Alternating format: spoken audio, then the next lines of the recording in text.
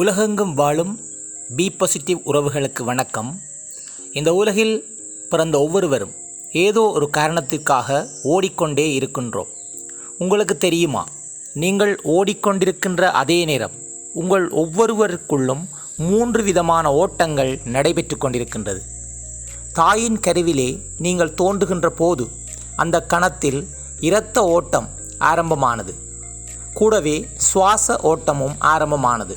இந்த இரத்த ஓட்டமும் சுவாச ஓட்டமும் இரண்டும் இணைந்தது தாயின் கருவினுள். இதே சமயத்தில் பிரபஞ்ச வெளியிலிருந்து ஓர் ஓட்டம் ஆரம்பமாகும்.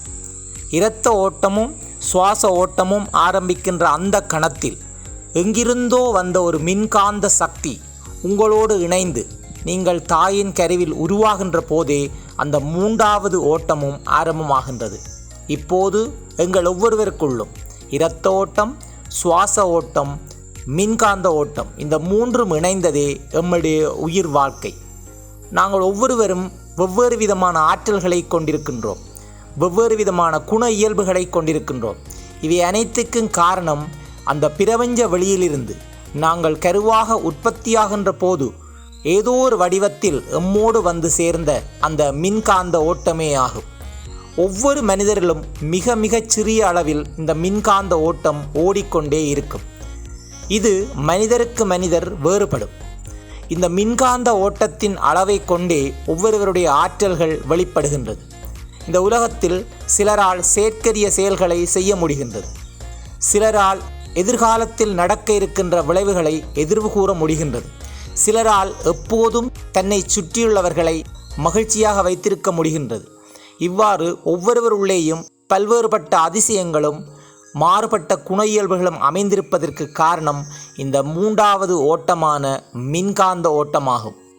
உங்களுக்கு தெரிய வேண்டும், இந்த இரத்த ஓட்டமும் சுவாச ஓட்டமும் உங்களுடைய ஆயுளை தீர்மானிக்கும், உங்களுக்கு ஏற்படுகின்ற நோய்களின் தன்மையை தீர்மானித்து கொள்ளும். ஆனால் இதை தாண்டி இந்த மின்காந்த ஓட்டம் உங்களுக்குள் இருக்கின்ற அந்த தெய்வீக சக்தியை, அந்த ஆற்றல்களை தீர்மானிப்பது அதுவே ஆகும். இந்த மின்காந்த சக்தியை நாங்கள் நினைத்தால் அதன் அளவை கூட்ட முடியும். உங்கள் ஒவ்வொருவருடைய மனதிலும் உள்ள தேவையற்ற அழுக்குகளை நீங்கள் நீக்க வேண்டும். இயற்கையை ரசிக்கின்ற நல்ல உள்ளம் உங்களிடம் இருக்க வேண்டும். நன்றியுணர்வோடு நீங்கள் எப்போதும் இருக்க வேண்டும். காலை விடிந்ததும் இந்த இனிய காலை பொழுதுக்கு நன்றி கூற வேண்டும்.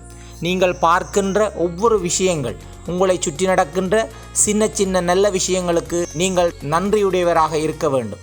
அனைத்தும் முடிந்து இரவில் உறங்கச் செல்கின்ற போது அன்றைய நாளில் நடைபெற்ற ஏதாவது ஒரு நல்ல நிகழ்விற்கு நன்றி கூற வேண்டும்.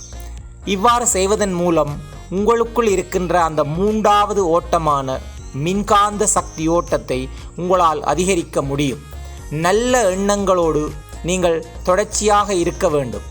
இறையுணர்வு உடையவர்களாக இருக்க வேண்டும். வாழ்க்கையில் யாரென்று தெரியாதவர்களுக்கு கூட சின்ன சின்ன உதவிகளை நீங்கள் செய்ய வேண்டும். இவ்வாறு படிப்படியாக நீங்கள் உங்களுக்குள் இருக்கின்ற தீய விடயங்களை அகற்றி நல்ல விடயங்களை உங்களோடு படிப்படியாக சேர்த்து கொண்டு வந்தால் உங்களுடைய மின்காந்த சக்தி அதிகரிக்க தொடங்கி இவ்வுலகிலே நீங்கள் ஒரு மாறுபட்ட மனிதராக, ஒரு சாதனை மனிதராக விளங்குவீர்கள். நன்றி.